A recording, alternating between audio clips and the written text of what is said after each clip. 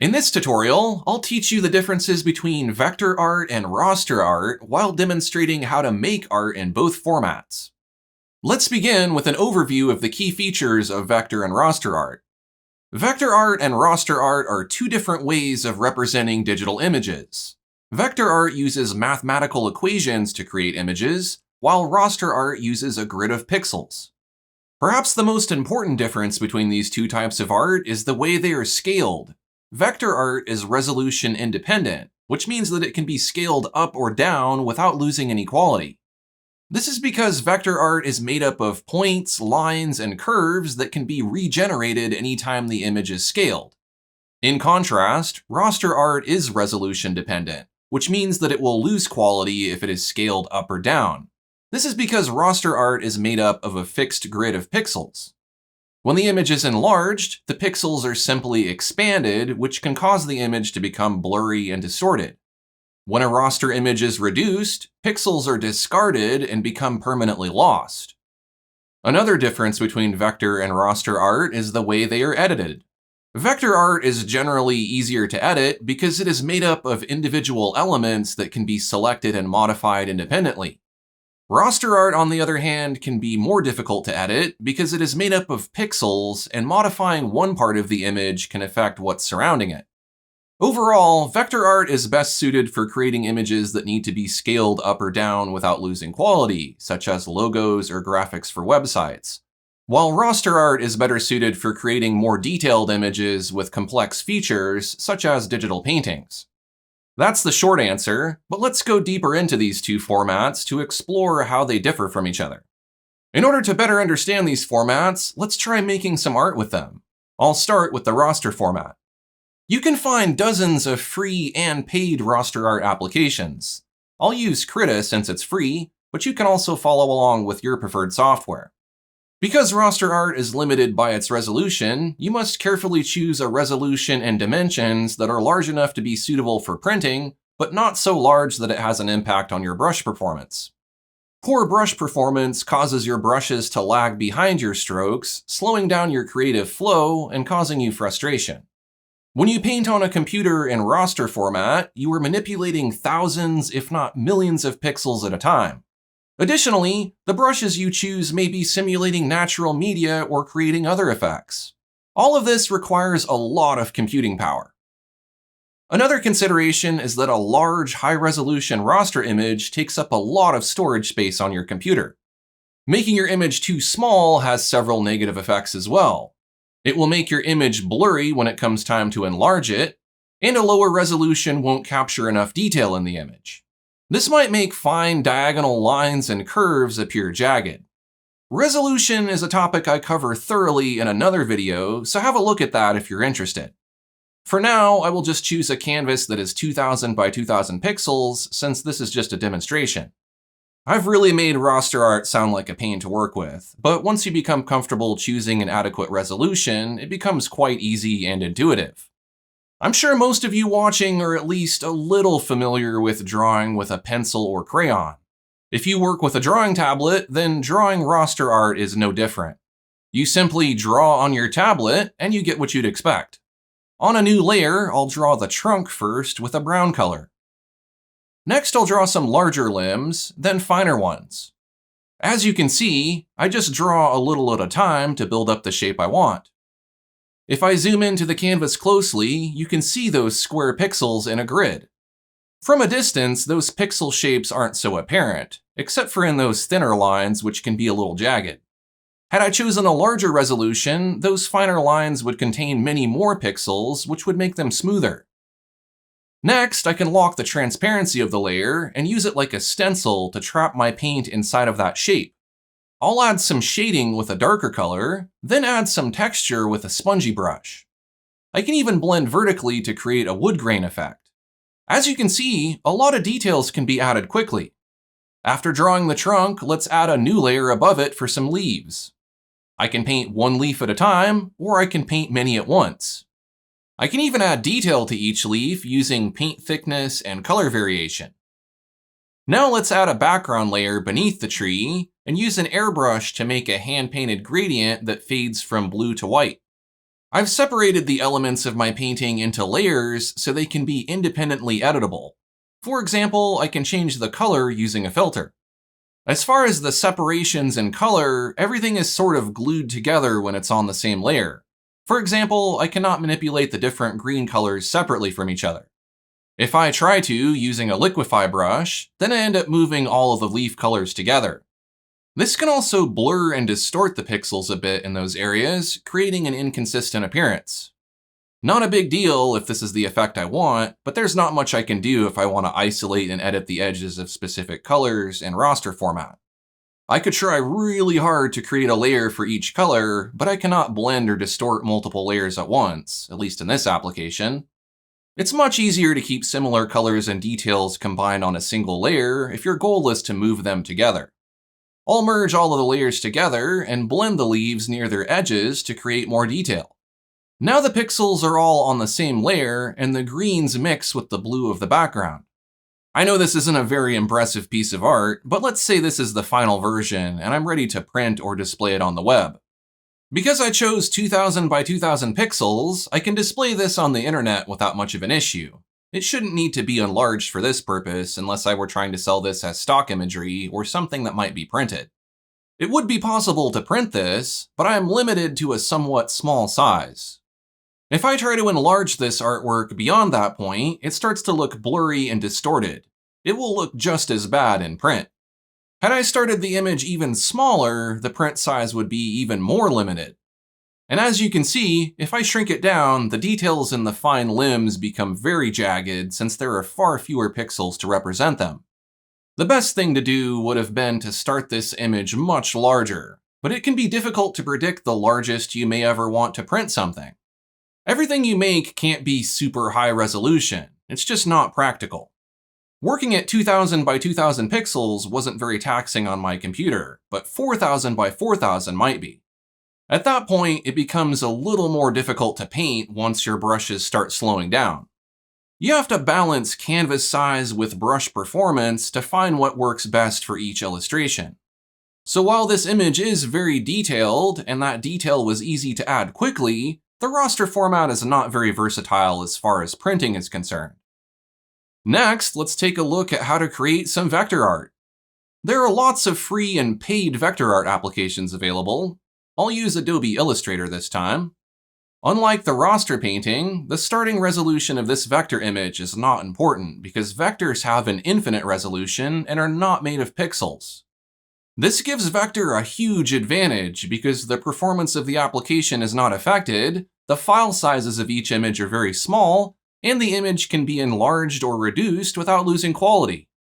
I'll create an illustration of a tree that is similar to the previous one I made in raster format.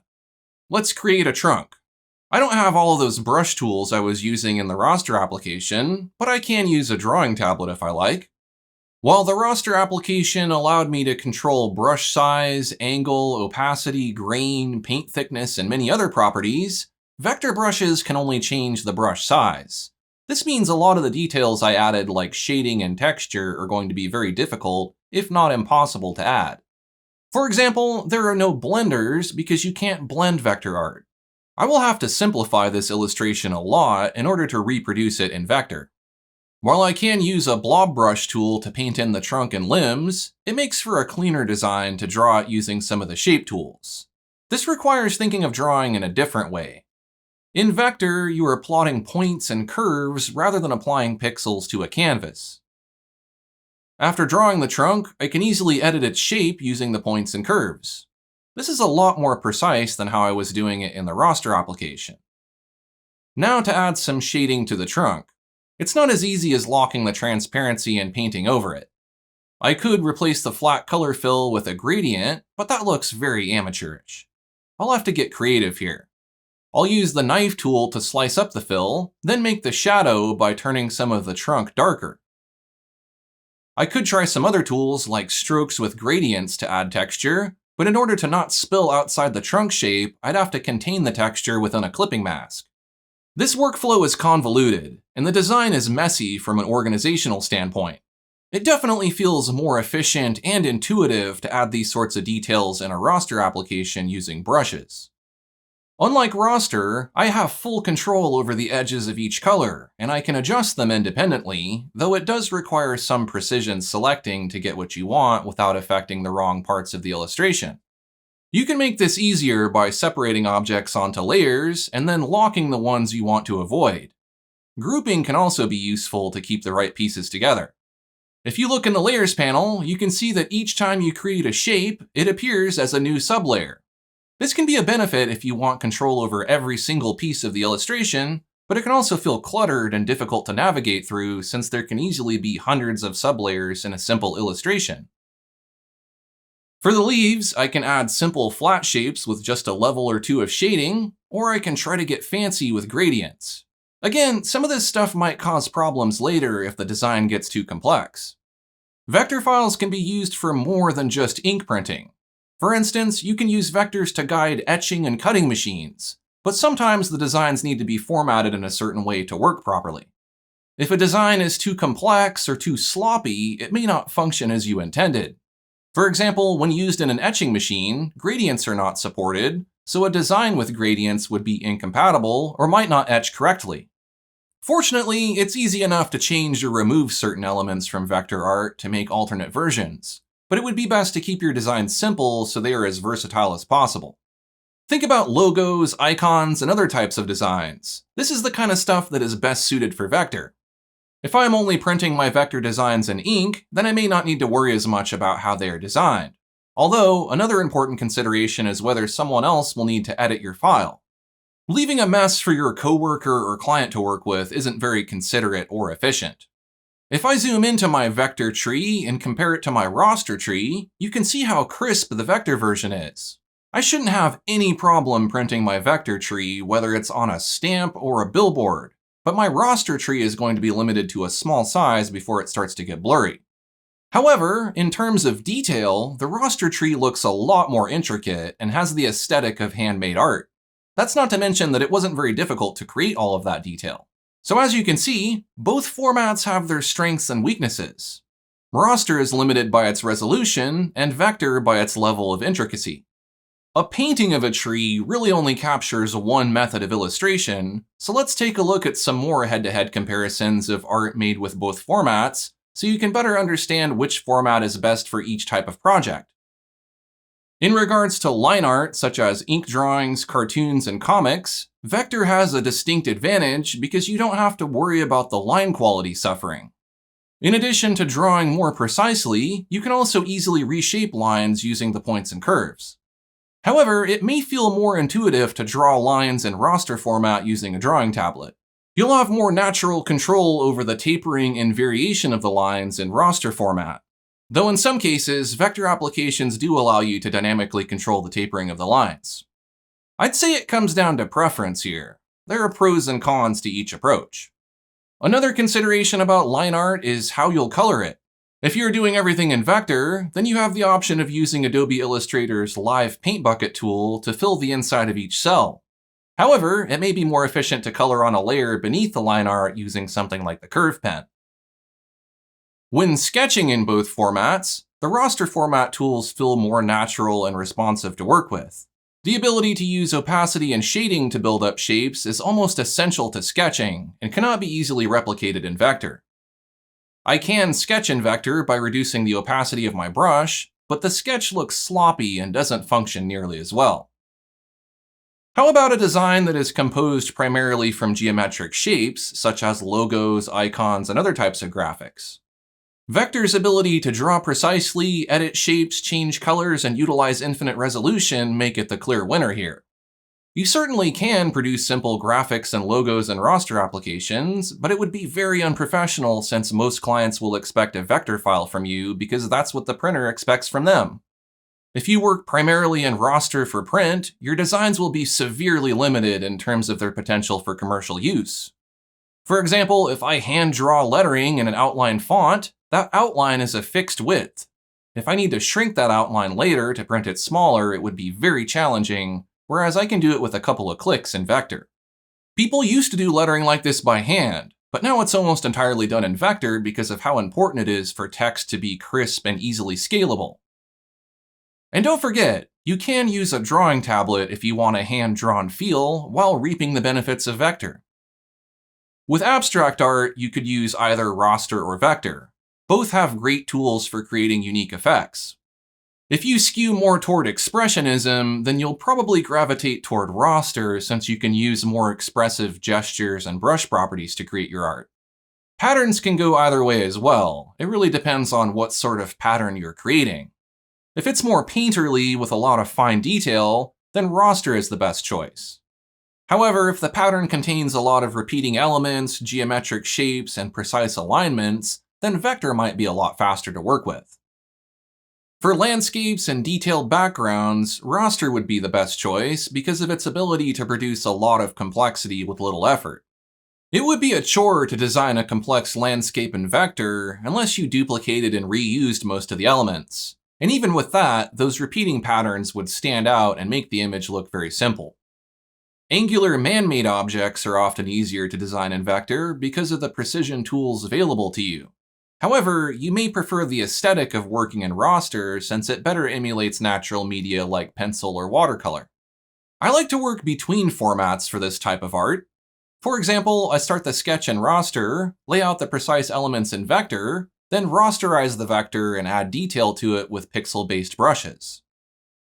And I think it goes without saying that most traditional media emulations are going to look better as raster art. For example, it would be very difficult and time-consuming to produce a realistic oil portrait in vector that is equivalent to a raster painting. And forget about watercolor, you need raster software to get anything decent.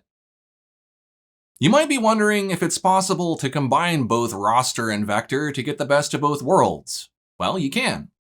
There are many applications that support both raster and vector, such as Corel Painter, Photoshop, Clip Studio Paint, Krita, and Adobe Fresco, just to name a few. Let's briefly explore some of the ways you can combine the two formats. First, we'll try drawing in raster format with selections. While the final result is a raster image, using selections to create shapes feels very similar to drawing in vector. In fact, the selection tools in some applications may actually be vector tools. To give you an example, here in Corel Painter, I can make a selection and enlarge it without degrading the quality of the edges. If I try to do that after filling the selection with pixels, you can see I have edge quality issues. This technique can be useful if you want the precision of plotting points to make your geometric shapes, but you still want to work in raster. Next, let's look at painting with a brush in vector format. Here in Clip Studio Paint, I can paint with raster brushes on a vector layer. At first, this feels a lot like painting in raster format, but I can select the strokes and edit them because they are actually individual vector strokes. Of course, I can't blend or do anything too fancy with the strokes, but for simple illustration, this could be an advantage. If I jump over to Adobe Illustrator, I can use gradient meshes to give my illustrations a raster-like appearance. The process is much less intuitive than painting in raster, but the results could easily be mistaken for a raster image. Despite how the illustration looks, it does have an infinite resolution and can be scaled up without degradation. The one downside to gradient meshes is that due to their complexity, you may find that they are not supported in many third-party applications. And last, I'll demonstrate applying live effects to both raster and vector. In Adobe Illustrator, I can blur a vector image with a filter. This makes the image look rasterized, but it is still fully editable as a vector. This is just a live effect that can be enabled or disabled. Again, these effects may not be compatible with third-party applications. Just as well, I can load Photoshop and apply a live effect to a raster graphic to put a stroke around it. This stroke can be edited at any time to change its color or width. It is also possible to convert raster to vector or vector to raster. For instance, in Adobe Illustrator, I can image trace this artwork, which was made of pixels, and now it has become a lot of very intricate polygonal shapes. Each of these shapes is a vector, and I can edit the shapes, change their color, and so on. And if I print this, it can be scaled up to any size, though it probably won't look very good quality-wise since all of the details are quite jagged. That's not to mention that the amount of sublayers creates a huge disorganized mess. It would have been better to just create this painting on a large canvas in raster format. Rasterizing vector art is possible. It will make the illustration editable with raster brushes, tools, and effects.